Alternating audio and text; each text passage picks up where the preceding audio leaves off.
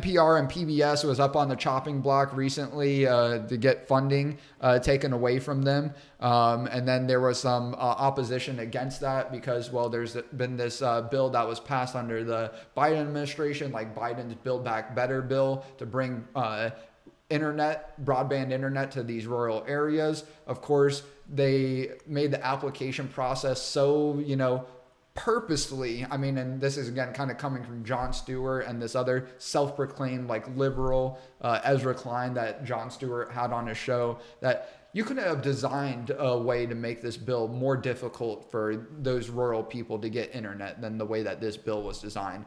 56, I think, original applicants from different municipalities all throughout the United States applied. By the end of like the 3.5 year application process, got narrowed down to 3. And in that time, what 3 happened? actually benefited from it.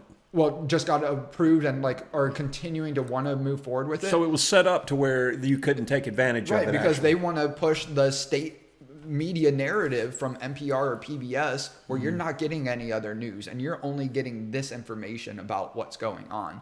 And you know what happened in the meantime? Elon came out with Starlink and provided high-speed internet to all these rural areas. But again, he's the Nazi, right? Yeah. Like a fourth of the cost. Yeah.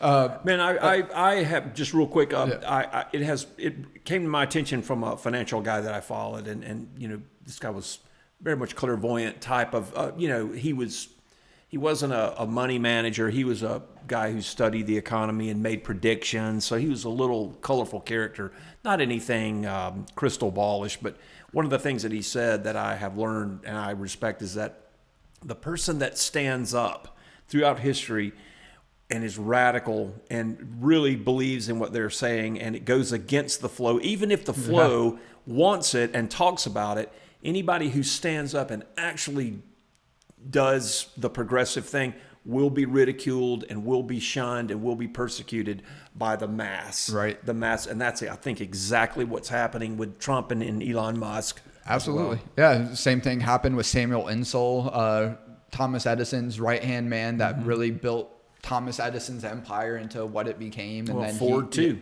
Henry Ford was ostracized and ridiculed. Galileo, right? Yeah, persecuted. Absolutely. But again, the masses is always right until it's proven wrong by typically starting with one person. Yep.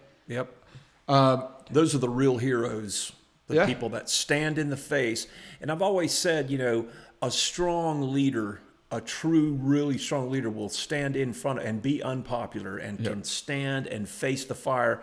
In my opinion, Donald Trump does that every day. He stands and stands on his beliefs.